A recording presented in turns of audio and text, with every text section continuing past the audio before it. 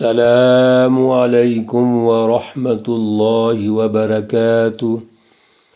اعوذ باللہ من الشیطان الرجیم، بسم اللہ الرحمن الرحیم۔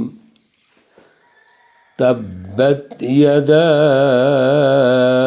ابی لہب وتب، ما أغنى عنه ماله وما كسب، سيصلى نارا ذات لهب، وامرأته حمالة الحطب، في جيدها حبل من مسد۔ صدق اللہ العلی العظیم۔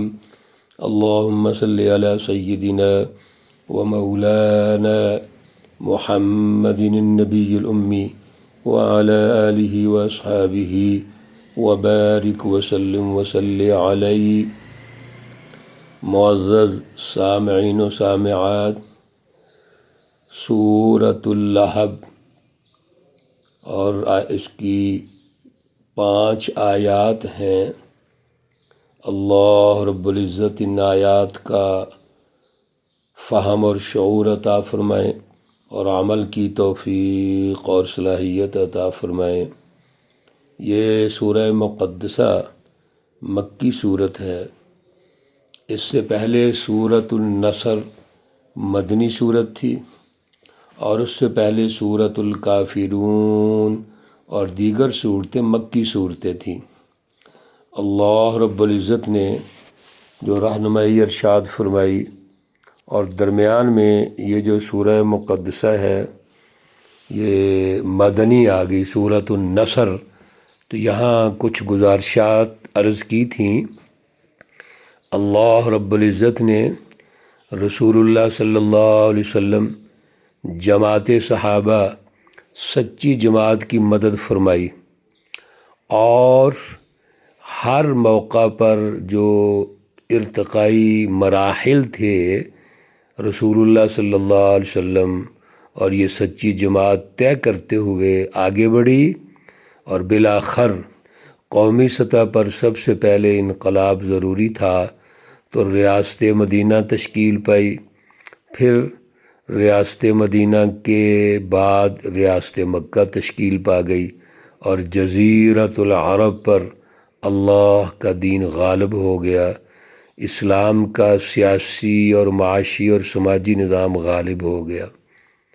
میرے عزیزو، مکہ المکرمہ کے جو سردار ہیں، جو آپ کے دشمن ہیں، شیطانی جماعتیں ہیں، ان کا جو ویژن ہے، فلسفی ہے، وہ کفر اور شرک کی ہے۔ یہ واضح ہو گیا تھا کہ کبھی بھی کفر، شرک، توحید، اللہ کا دین، اللہ کی رہنمائی اور حق، سچ اور باطل، ان میں کمپرومائز نہیں ہو سکتا۔ یہ تو آج کے دور میں ہم نے کمپرومائز کر لیا۔ سسٹم ہمارے اوپر سامراجی ہے، سرمایہ داریت کا ہے، سرمایہ پرستی کا ہے، ظلم کا ہے، سود کا ہے، حرام ہے، اور اندر ہم نے لبادہ اسلام کا اوڑھا ہوا ہے۔ میرے عزیزو، یہ کیسے ہوگا؟ دنیا میں کوئی ایسی مثال نہیں ملتی کہ کوئی بھی سکول آف تھاٹ، ایک سکول آف تھاٹ ہے ایک قوم کا، اس کو تعلیم اور تربیت کی ضرورت ہے، تو سکول آف تھاٹ اور ہو، عملی نظام اور ہو۔ کبھی آپ دیکھ لیجئے، امریکہ چلے جائیے، سرمایہ داری نظام کے ممالک میں، یورپ میں، جو ان کا سکول آف تھاٹ ہے اسی پر ان کا نظام ہے۔ یہ ہمارا حال ہے کہ سکول آف تھاٹ ہے قرآن پاک، رسول اللہ صلی اللہ علیہ وسلم کی رہنمائی، اللہ کی رہنمائی، اور سسٹم ظلم کا ہے، سسٹم سامراجی ہے، سسٹم جو ہے وہ ظالمانہ نظام ہے۔ تو کس طرح کمپرومائز کر کے چلیں گے؟ ایسا نہیں ہو سکتا۔ آج کی سورہ مقدسہ میں بھی اللہ رب العزت نے اسی کی مذمت فرمائی ہے۔ وہ سرمایہ، وہ دولت جو شیطانی جماعت کے پاس ہے اور سچی جماعت کے مقابلے کے لیے وہ استعمال کرتے ہیں، اس دولت کی کیا اہمیت ہے؟ یہ تو تکبر پیدا کرتی ہے۔ پھر ظلم کے نظام کے ذریعے سے لوٹ کھسوٹ کر کے تم نے دولت جمع کی ہوئی ہے۔ ایک مائنڈ سیٹ جو مکہ المکرمہ کے رؤساء کا تھا، سرداروں کا تھا، کہ سیاسی نظام پر بھی قبضہ کیا ہوا ہے، اختیارات اور وسائل پر بھی قبضہ کیا ہوا ہے، غلام بنایا ہوا ہے انسانوں کو۔ اس لیے تو رسول اللہ صلی اللہ علیہ وسلم اچھے نہیں لگتے ان کو، ویسے وہ تعریفیں کرتے ہیں، الصادق الامین کہتے ہیں۔ اور جب سسٹم کی تشکیل کی بات آتی ہے، جب توحید کی اعلیٰ فلسفی کی بات آتی ہے، تو مقابلے پہ آ جاتے ہیں، کیونکہ اس کا عملی نظام قائم کرنا ہے۔ میرے عزیزو، اللہ رب العزت نے اس سورہ مقدسہ میں ایک ابو لہب اور اس کا خاندان عنوان بنا کے ہمیں اصل میں ایک شیطانی جماعت کا وین سمجھایا ہے۔ ان کا مقصد تکبر، دولت اور دشمنی، اور رسول اللہ صلی اللہ علیہ وسلم اور سچی جماعت کی مخالفت۔ ابو لہب یہ وہ شخص ہے جس کا نام عبد العزیٰ بن عبد المطلب ہے، رسول اللہ صلی اللہ علیہ وسلم کا حقیقی چچا ہے۔ لیکن دشمن بھی جتنا رشتہ قریب ہے اتنا دشمنی میں بھی آگے ہے، وہ بھی دشمن ہے، اور دشمنی کے پیچھے تکبر، مال و دولت، حسب و نسب، اور اس کی بیوی بھی ساتھ لگی ہوئی ہے۔ تو خاندانی دشمن، پوری جماعت جو شیطانی جماعت ہے اس کی قیادت کر رہی ہیں، لیڈر ہیں یہ۔ جس طرح میرے عزیزو یہ پورا خاندان شیطانی جماعت ہے، اسی طرح یاد رکھو جو سچی جماعت ہوتی ہے وہ بھی پورا خاندان ہوتی ہے، گھر والے بھی ہوتے ہیں اس میں۔ یا ایھا الذین آمنوا قوا انفسکم واہلیکم نارا، خواتین کو بھی اس میں شامل کرنا ہے۔ چنانچہ اللہ رب العزت فرماتے ہیں تبت یدا ابی لہب وتب، ٹوٹ گئے ہاتھ، تبت ٹوٹ گئے، یدا ہاتھ، ابی لہب ابو لہب کے، وتب اور وہ خود بھی ٹوٹ گیا، یعنی اس کا تکبر، اس کا غرور سب ملیا میٹ ہو گیا۔ پھر رسول اللہ صلی اللہ علیہ وسلم کو منہ سے بھی کہتا تھا، جب بھی رسول اللہ صلی اللہ علیہ وسلم نے دعوت دی، بات سمجھانے کی کوشش کی، تو آگے سے کہتا تبا لک سائر الیوم، تو تباہ ہو جا، اس لیے ہمارے لیے کرتا ہے، ہمیں بلاتا ہے یہاں پہ۔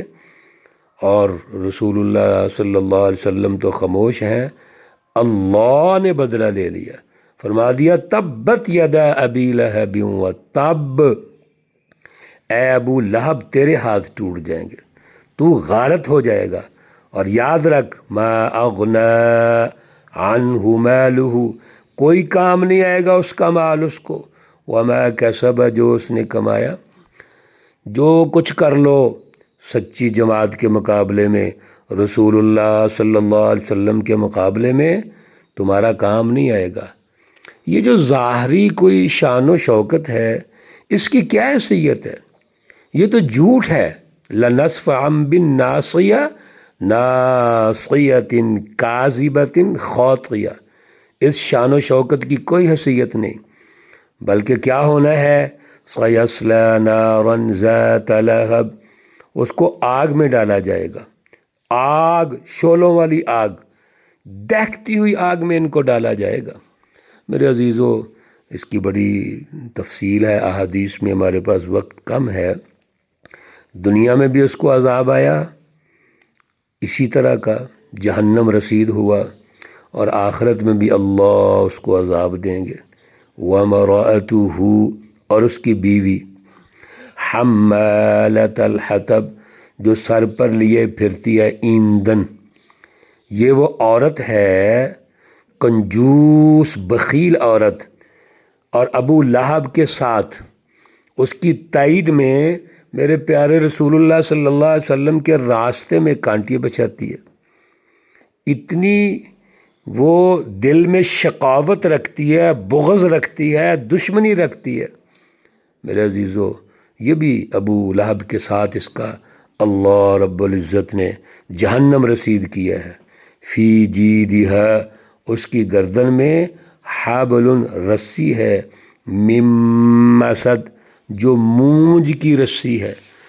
دنیا کے اندر بھی احادیث میں آتا ہے اسی طرح یہ مری اور یہ لکڑیوں کے گٹھے کی جو رسی ہے وہ گلے میں پڑی اور گلا اس کا گھٹ کر دم نکل گیا اور تباہ و برباد ہو گئی ہے۔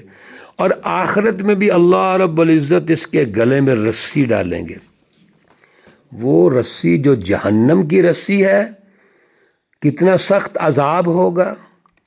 اس لیے میرے عزیزو یاد رکھیے، اس سورہ مقدسہ سے اللہ رب العزت نے یہ واضح ارشاد فرما دیا کہ ان سرداروں کا جو معاشی طور پر غلبہ سمجھا جاتا ہے وہ بھی ٹوٹ گیا۔